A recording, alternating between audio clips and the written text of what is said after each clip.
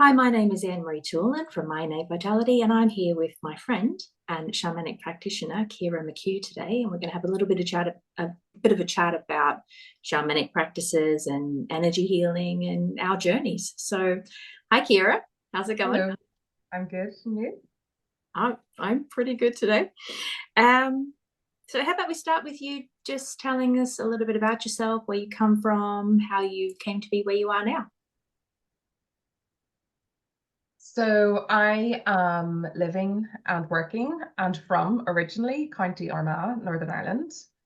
And I work here. This is my healing space that we're communicating from today as a shamanic practitioner and energy healer.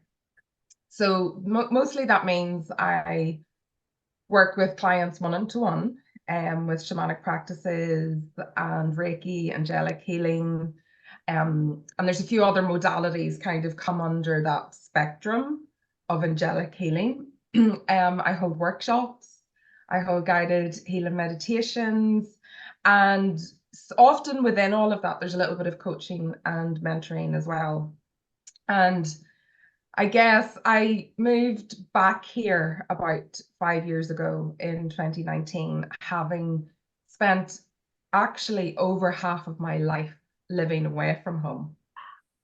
And 15 of those were in Dublin prior to moving back up home again. So I'm Ciara McHugh from County Armagh, but I'm definitely not the Ciara McHugh in many ways that left. So I've come back and I brought everything that I have learned, not just the, practical experiences of that and all the different courses or whatever, but I suppose there's a lot of wisdom within that I've brought back. And I guess where I am now is that I'm learning to relive here in Northern Ireland. Northern Ireland is a very layered place to be from. It's a very spectacular place to be from.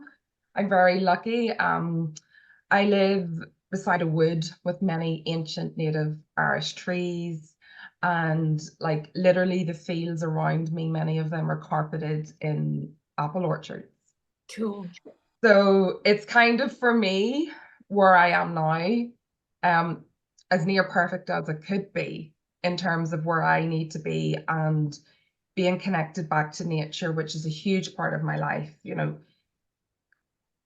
I started to explain to you like I'm the shamanic practitioner, the energy healer, but that's very much in alignment with how I live my life. I do lead a very spiritually nature-led life that means that by living here, it supports me. Like I'm literally looking out here. I have a tree in front of me. It's a sycamore. I've got like a really ancient oak tree that is like one of the biggest trees nearly, I would say, in the whole county, just down the field from me. And, definitely with all of the work that I do, like that's what I say, this is my office, but outside is my office as well. So Yeah. it's just what is actually being living up here again has provided what I needed for my soul to bring me back into alignment again with how I wanted to live for what was going to make me feel better. Mhm. So yeah, so it's been a transition, but yeah, that's is where I am now. Oh, I live Okay. here, by the way, with my husband and my two cats. Okay. Good to know. Yeah. um, so how long have you been on this path less traveled as such? Like what prompted you to get on the path? Well, 2011 was what prompted me in terms of that was a time in my life that actually on paper, a lot of things was exactly what I thought I wanted. Um, I even remember it in the sense of my granny actually died, my nana, in the February, and a few things happened in and around that. And I just sort of went on this holistic approach of well-being. It was literally like I want to get fitter, I want to lose weight, I want to discover more about me and my self-awareness. And I started to do like courses. Like I just started to search. I started to look at like, okay, I want to work on my throat chakra. So what do I need to be able to do that? And because I came from a design background, I was very initially drawn to like mandala workshops. So I just loved going to them. And that's where it really started to evolve for me.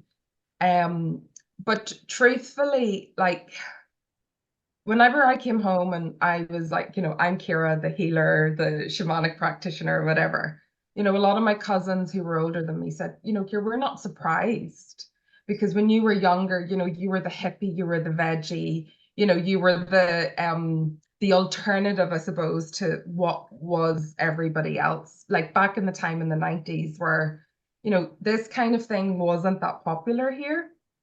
And I guess, like, I know now, looking back, that my belief systems and what I felt was my truth in terms of the belief system that I was brought up in, which was the Catholic Church, I did challenge that because I couldn't understand why it was about the father and the man, and it was the man that had the priority. Yeah. So there was a deep sense of feminism in me then, and a real sort of like deep knowing that there was something more to the feminine side of what I knew was religions and churches and stuff. And I got interested in so many things, when I think, I see things now, I was obsessed with peace and Woodstock. And like I said, I turned veggie at 14. Like my dad was a farmer of cattle that were for meat, right? Plus my grandfather was a butcher. So it wasn't, it was against the norm.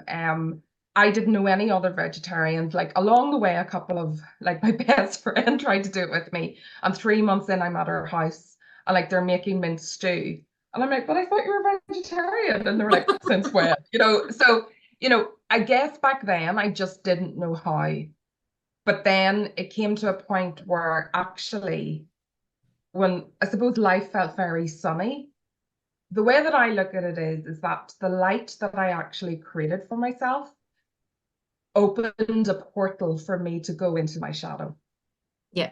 And then it was like, Yeah. I suppose I was going along that portal with everybody else at winter solstice of 2012. And 2011 was starting to prepare me again. So once I went, there was like, I was full steam ahead. Okay. So Cool. that's kind of the background to how then I got into it. Yeah. So you first went into Reiki and then graduated to angelic healing. It's Yeah. like I have a similar kind of thing. It's that it's not, there's something there and you're looking for something, but you have to take a few steps to, I don't consider it misguided at all. It's like literally you're stepping on these paths, these stepping stones to find where you need to be. Oh, absolutely. Yeah. And we met at a shamanic counseling workshop, training. What has shamanic practices brought to your life? This is where I sort of just breathe and feel my body moving into the earth below. That's what it's done. It's grounded me. Okay. It's not, I can't obviously separate it from everything else that I've done, but there's something so deeply powerful and connected that it brings you into a different kind of space in terms of how I feel my connection to nature, to the elements, to my guides. I mean, that was all, like I was all preparing for that and I was deeply into it. And I still love all that other work that it's all connected, right? Yeah. But there was something, it was kind of like it just all stepped up a gear. Okay. Okay. That's So, literally so you work as a shamanic practitioner, and you've been yeah. doing that for 2 years, 3 years? Since I'm like, when did I graduate? 2020. I Okay. graduated as Wow, such, 4 yeah. years. Yeah. That's very impressive. And you've moved into shamanic counseling as well. That Yeah. brings a new element to it. What strengths do you bring to your role, and what strengths do you provide your clients with? I mean, what do you bring to the role?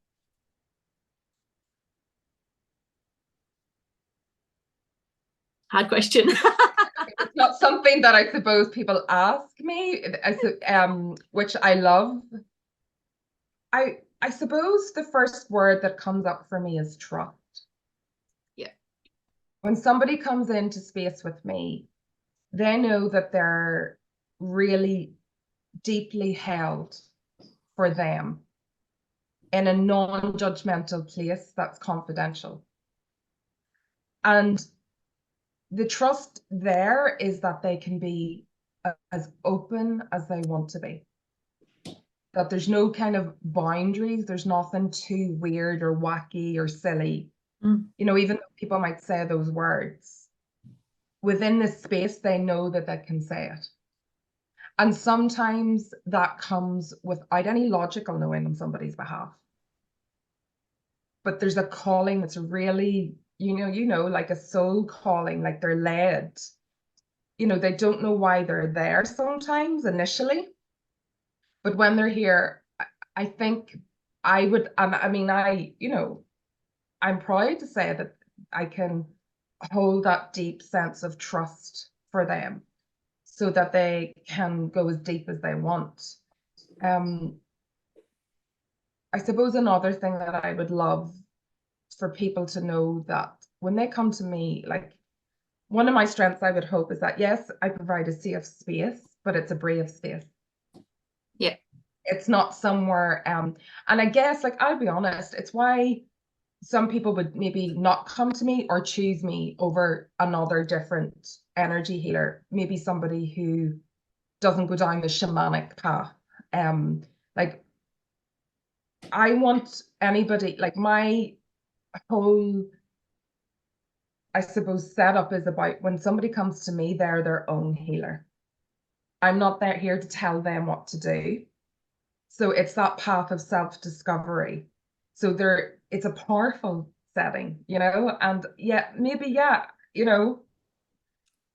if I can say it so myself, is that I can hold a powerful space for them. I feel very connected to the non-ordinary realms and the higher beings of light and the angels and the goddess energies and the elementals and our ancestors. There's nothing and because of that, it can provide a very different vibration and frequency for people. Yeah. And so I suppose I've given you three there, I think. I think they're brilliant.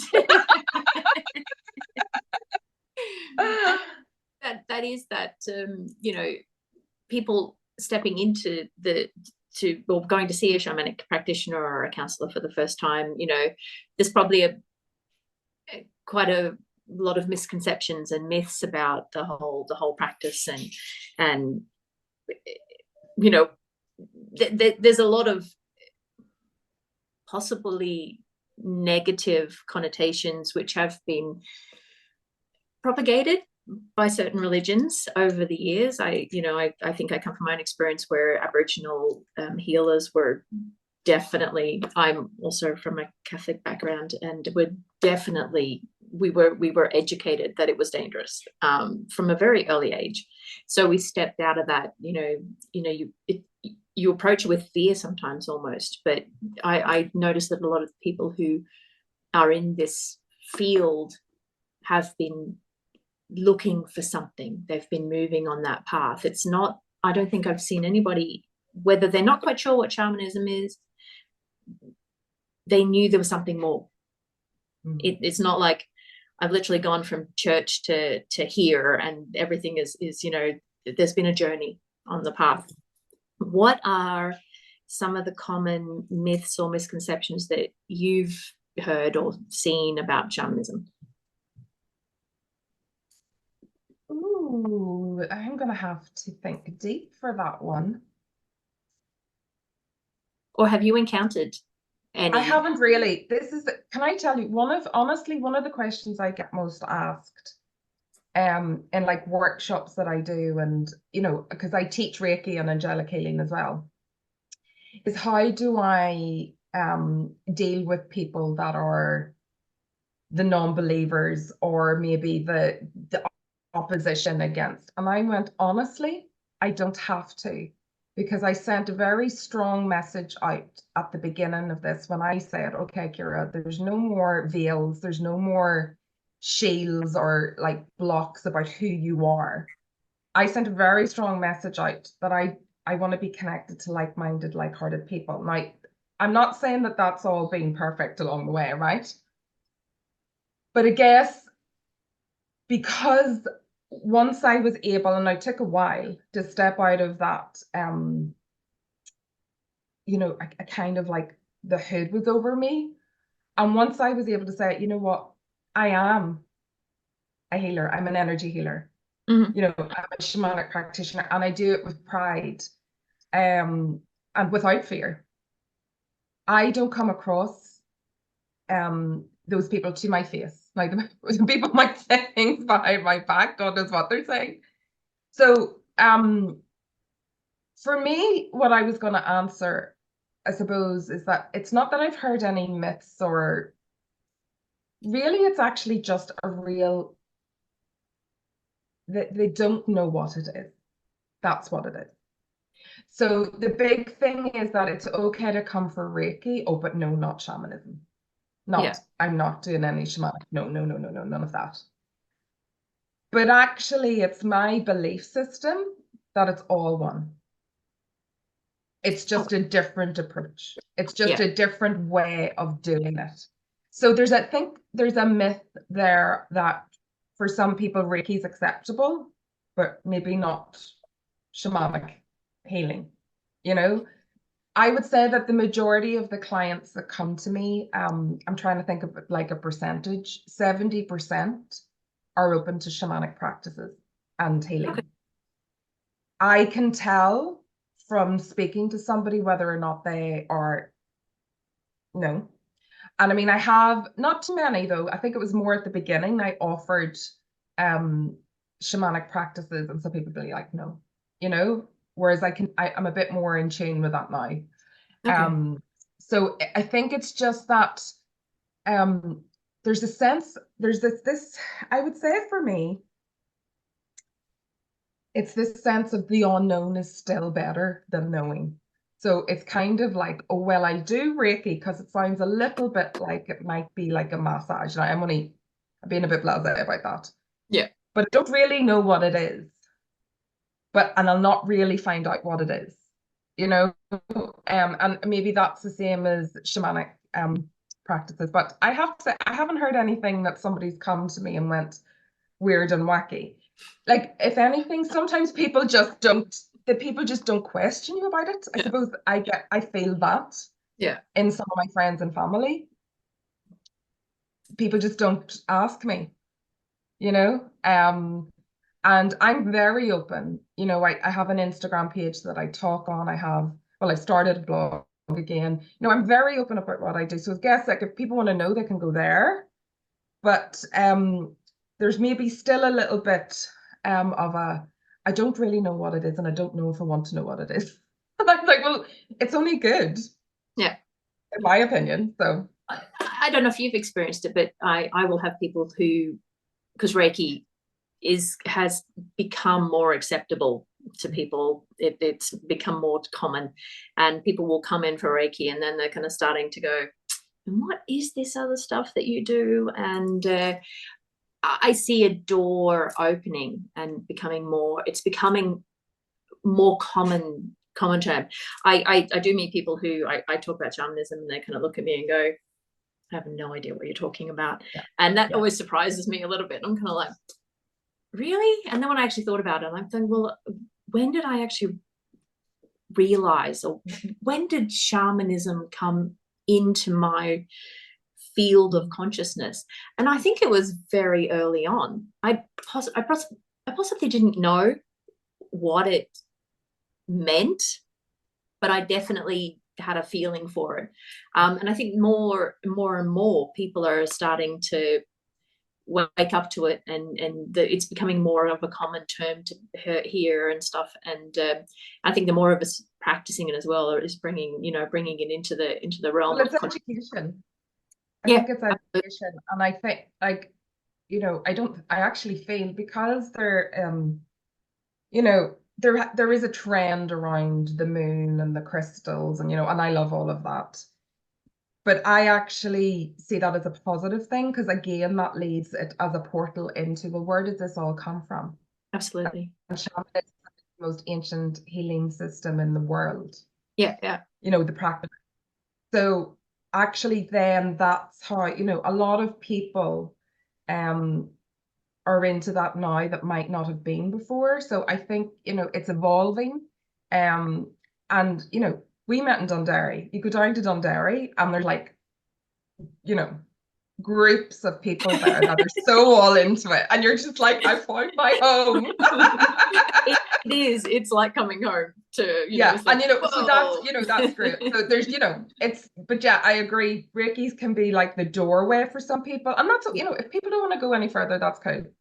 That's totally cool. And that's why, I offer personally different modalities, because I know that different people are into different things. Like, some people might only want to work with the angels, and that's why an angelic healing is more suited to them. And there's different vibrations. The difference, like going to the lower world or the upper world.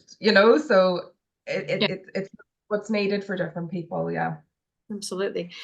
What benefits do you see people who are coming to you for like Reiki, shamanism, any of these things? What benefits do they get, especially if they've never experienced anything like energy healing? How do you think they benefit from it? I would definitely say the number one thing is offloading of stress that they have in their body, that they're carrying, anxiety, like the stresses and the anxieties that people come to me with, and the reasons for that are, very different, and then can be very similar. So I guess people are living with that sort of like pressure. So number one, it's a more sort of like feeling of contentment, calmness, and being present. Yeah. So that would be the number one thing. And I mean, that leads to other things, but I guess then there's a second thing where it's like people are starting to realize that I am like this, and I'm leading my life like this because of this wound, or I've been living like with the trauma. And understanding, people might come for like, there's a situation in their life, I'm just going to use like work. Yeah. And then, when you start to like it's kind of like a series of winding a thread, or it's like a ball nearly. People use the onion layer thing. I see it as like a ball that you start to like unweave, or that they start to see, well, actually, I'm like this. Like, this is for the people who really continue with their sessions. Yeah. That they understand, well, I'm actually like this because this may have been how I was brought up, and that's how my mother was, and that's how my grandfather was. And so there's that sort of, then you could call it inner child healing, or just it's understanding that they can heal how they feel now, and that some of that energy that they're holding and making them feel that way is not their own. Oh, exactly. So That's powerful. yeah, so Yeah. I mean, hello. I think that's just like, I'm like once I discovered that for myself, I was just like, amazing. One of the most profound healings though that I find, I mean, they're all quite amazing in their own ways. Like, there's moments, I'm sort of going off a bit, but there are moments in each of the healings where it's just wow, But I think one of the most profound, which I see with the people who have soul retrieval, It's that sense of the soul loss and connecting to that part of them that's separated to protect them. Yeah. When they call that back when they're ready, and how that unfolds within a session and how you see them, and then maybe speaking to them 6 weeks, 6 months later, a year later, 2 years later, and the difference that soul retrieval, that's ultimately what I find it for me to be one of the most profound. Okay. Yeah. And soul retrieval, do you want to tell me a little bit about what soul retrieval is? Well, soul retrieval is bringing back a part of your soul that's separated from you. Okay. Usually as a child, possibly not. You know, it could happen as you're an adult, maybe in a past life. Whenever I personally work with soul retrievals, it normally is some sort of a soul loss that happened when somebody was younger. Yeah. And it's done, your soul does this as a protection for you. Okay. So you experience a very, which is obviously a painful, hurtful wound at the time. And often it can be too much for your little mind and body and heart to handle as a child, as an example. So what your soul does is it takes the little part. Sometimes I describe it to my clients, it's like an orange. And you've got your segments, and it separates some of those segments separate to protect you, to hold that energy, that essence before you were wounded, so that when you were ready someday to experience how you felt before the wounding, you can bring that home again. So it's a sense of like your soul's coming home.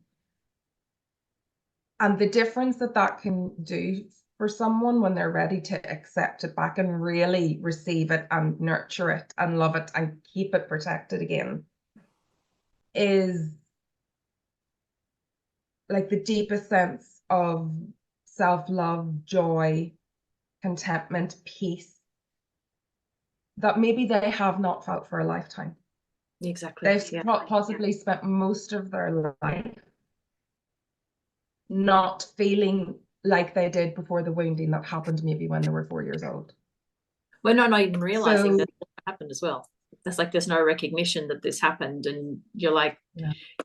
the feeling of almost like I'm broken, you know, and is that kind of being made back whole and kind of realizing that there is that joy sitting in you. It's just been in a protected place for a little while.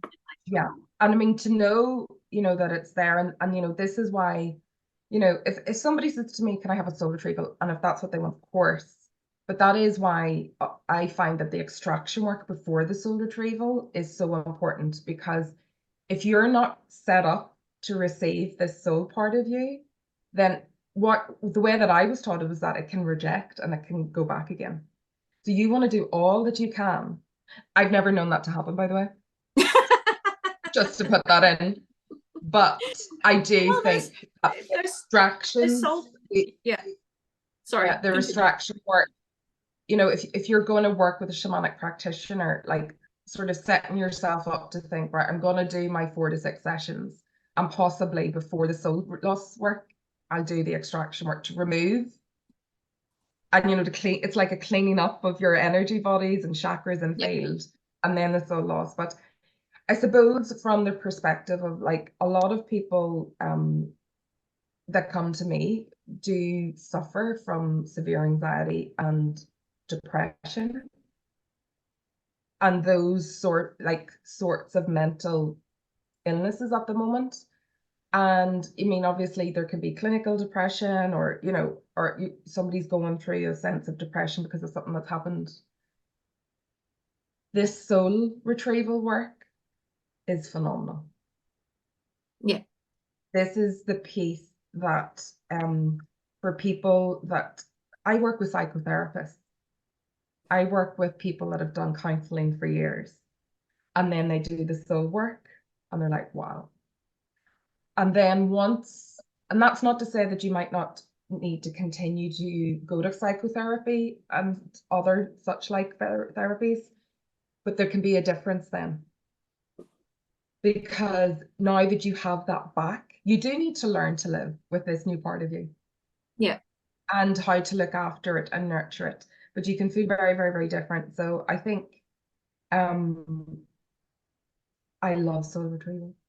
Love, love, love. So when somebody asks me, can I have a soul retrieval? Yeah. Because I know what it's going to do for them, you know, and it's real work. It's not you know, it's I'll be honest, you know, that's to me where I'm like, somebody's really on their, like, they're doing it. Love it. Yeah, love it. Yeah. And the shamanism is also called the way of the wounded healer. So doing shamanic practicing and doing these various things can also have a profound effect on our own lives. So what has been your favorite part on this journey for your own healing?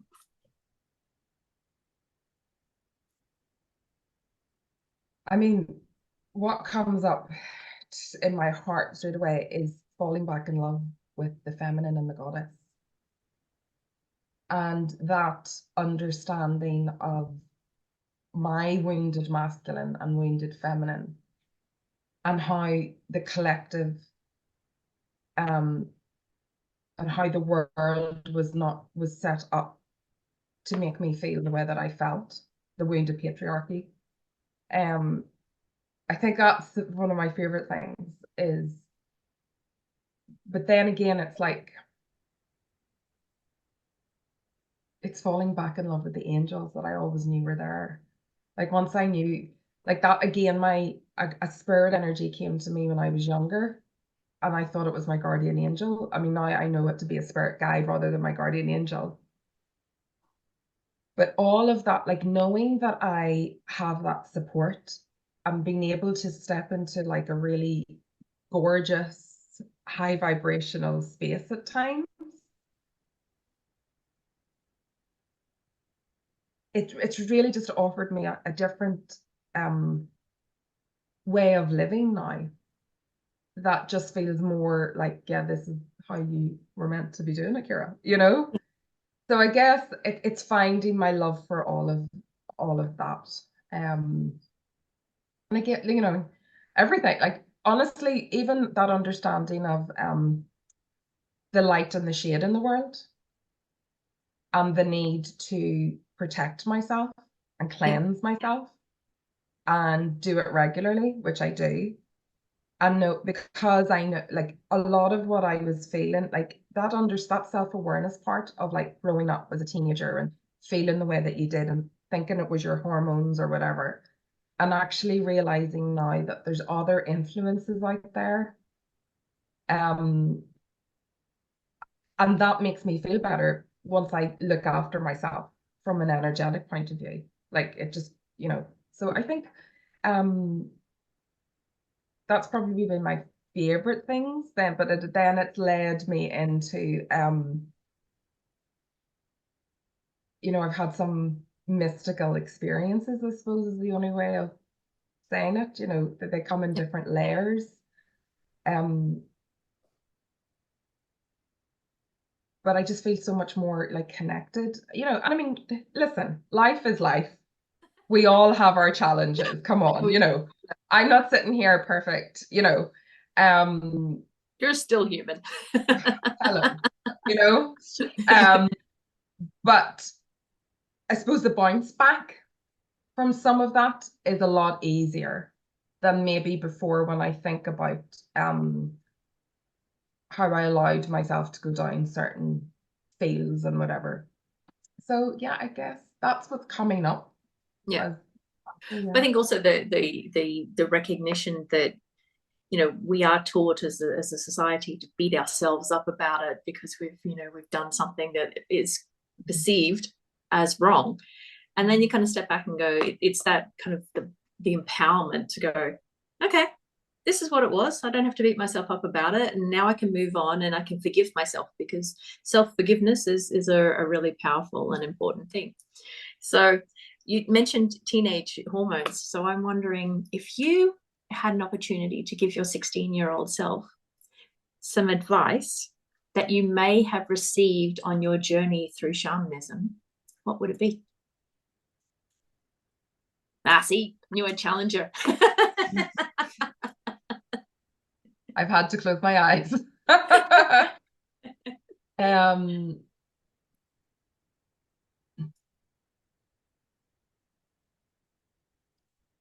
It's just be yourself and not.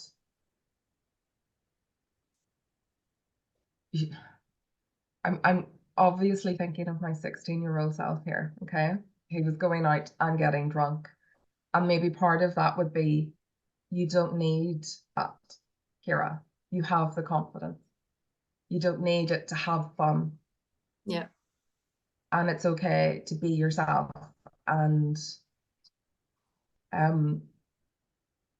because I loved my teens, there was a lot of, but in many ways, to many people, I probably looked like I was very confident, but inside I wasn't. And I think a lot of the time,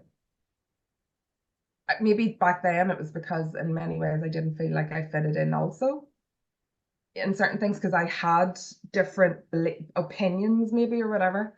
But I think I possibly tried to numb a lot of the hormones, which I now know were emotions. Yeah. So I think, I'm just, I'm sort of thinking like if she's in front of me and I'm holding her, like I'm holding her face, I'm just like, it's okay to be you. And you're not, and you haven't done anything wrong. Yeah.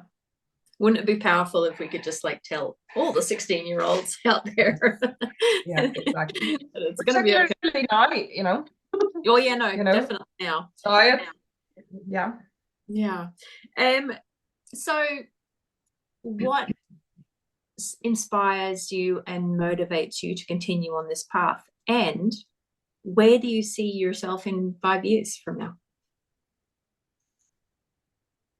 What inspires me is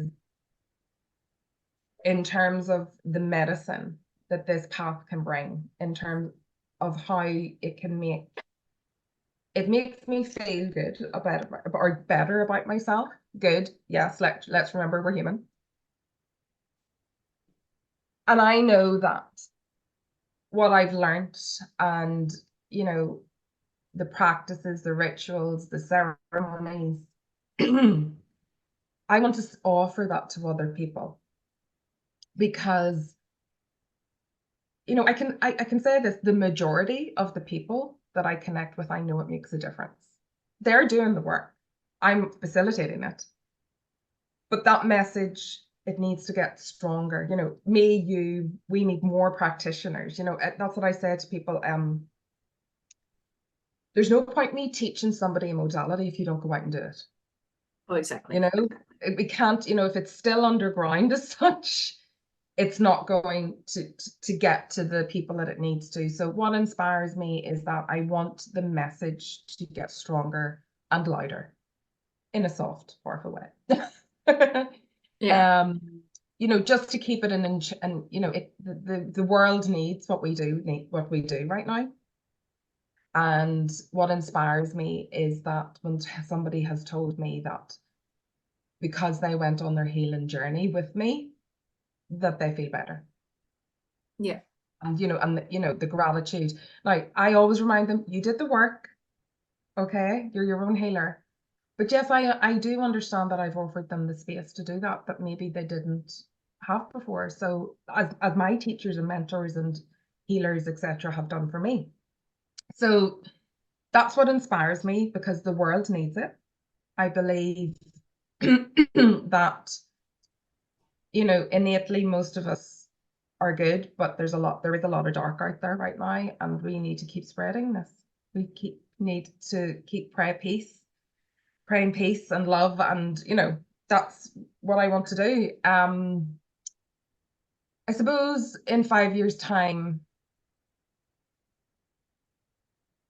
I don't know if I'd be here.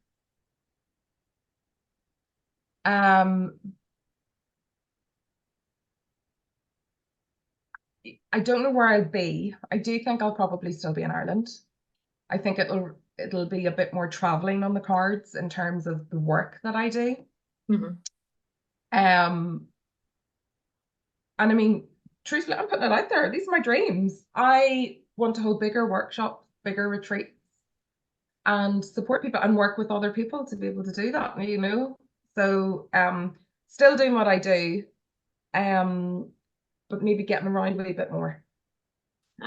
Ciara McHugh on a world stage. Yeah, I've said it, you know. I'm always telling people, speak your dreams out loud.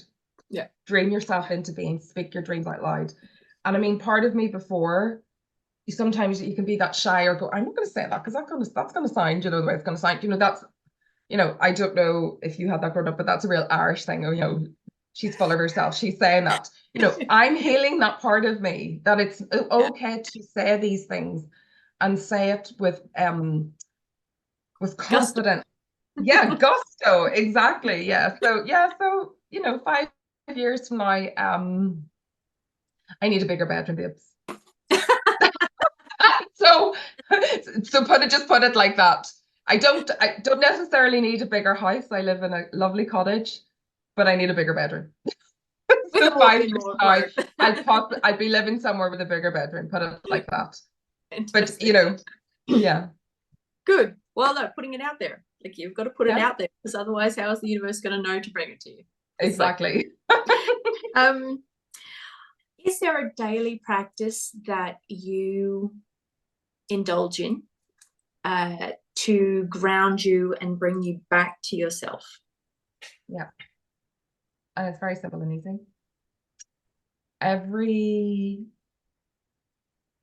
The one that came to mind, although I do a connection, the one that came to mind was I light a candle. And when I light the candle, some days I light more, but usually it's just one. And as I light the candle, I connect to my light, mm-hmm. and I connect to the light of source. You know, I'll say things like the universe, God, goddess, great spirit. And the candle's lit all day. And it's that essence of all is one and I'm connected to everything. Perfect. So as above, so below. Yeah. Yeah. Amazing. Yeah. Like I have an old, like it's nearly done, but like I have a little candle burning here. Nice. Just in sight, which I like to have. Yeah. And I no matter like that is a very sacred practice I do, but I always have a candle burning in whatever room I'm in, except at night. Okay. Yeah, well, flame is very powerful, so it's a great way to connect yourself back into all that is. So is there a question that you wish I had asked you, and if so, what is it? There might not be. I can't think. No.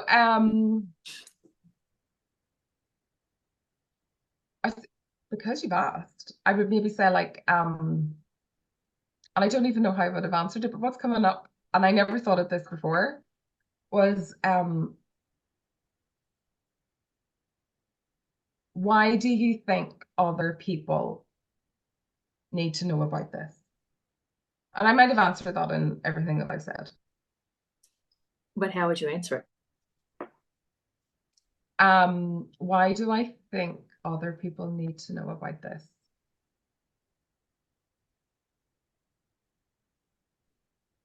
The answers that's coming up is because they're a soul, they're spiritual, and they're living a physical body in a physically dimensional world. But to have that like deep sense of connection will literally change their outlook in the world, whatever that may be, and where they're going. And it can honestly help to bring them a lot more contentment, happiness, and love that they're looking for. Yeah. Do you think that there are more people on the planet today that need to know this than ever before? I'd actually love to say the answer to that is no.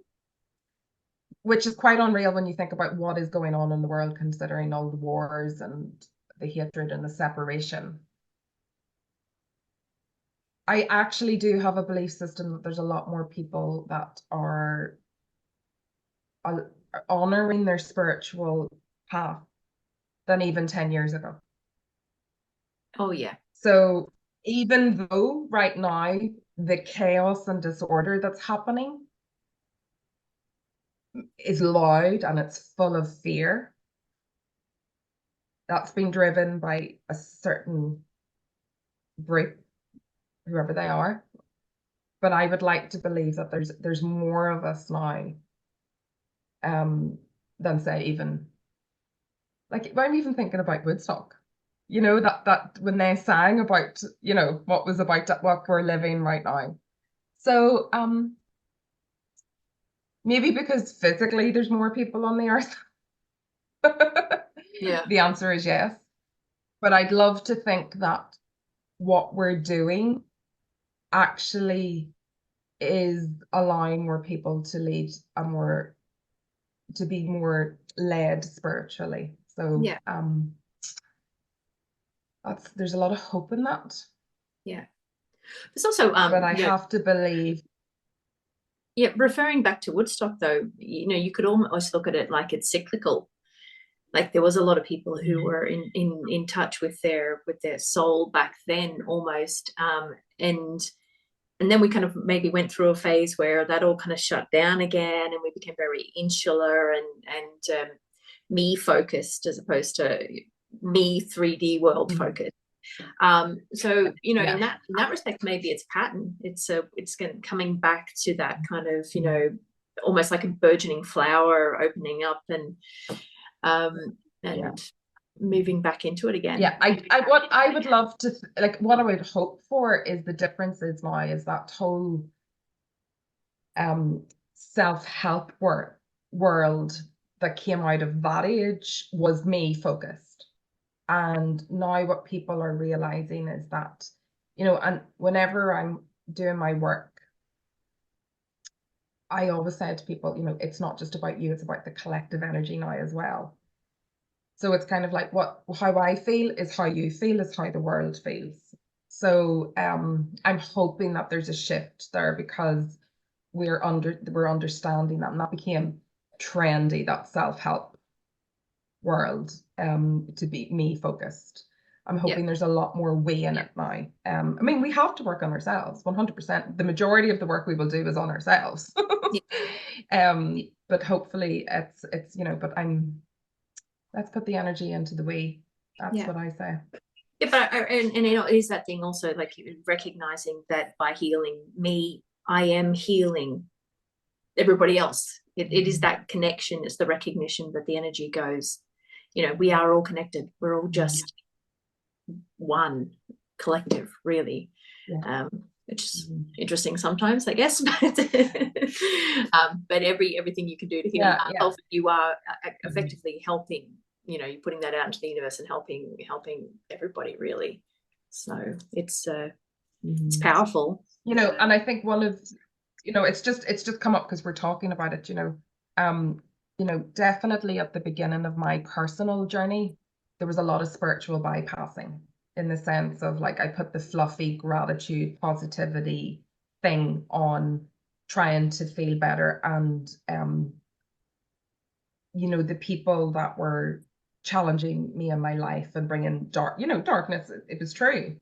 So it's not about that now as well. It's I think that's the difference, is like we're not just all about the light, and that's what I love about, say, shamanic work, is that we understand that we're to be whole is both light and shadow. So if a lot more of us understood our shadow, maybe then the world would be a better place, and there's a lot of shadow in the world right now, and that's why what we do and other people is needed more than ever. So perhaps it is because, like, quite frankly, who would have thought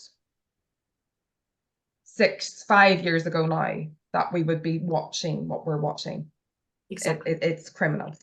So it's just, you know, it's just, there's no words sometimes. So in that sense, we need it more than ever. No, absolutely. I agree. Yeah. Thank you for spending some time with me today, Ciara. I have very much enjoyed our chat. I love it too.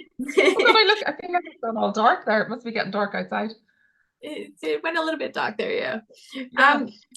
So tell us where we can find you.